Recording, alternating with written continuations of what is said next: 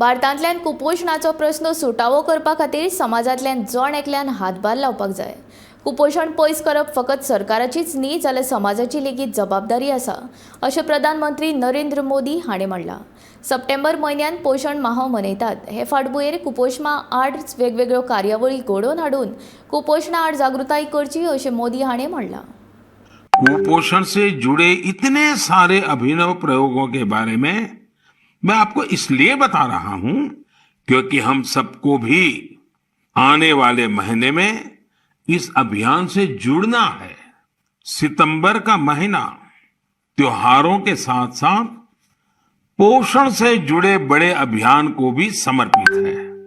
हम हर साल 1 से 30 सितंबर के बीच पोषण माह मनाते हैं. कुपोषण के खिलाफ पूरे देश में अनेक क्रिएटिव और डाइवर्स एफर्ट्स किए जा रहे हैं.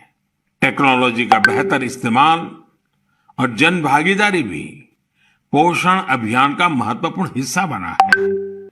कुपोषण की चुनौतियों से निपटने में सामाजिक जागरूकता से जुड़े प्रयास महत्वपूर्ण भूमिका निभाते हैं. मैं आप सभी से आग्रह करूंगा कि आप आने वाले पोषण माह में कुपोषण या मालन्यूट्रिशन को दूर करने के प्रयासों में हिस्सा जरूर लें.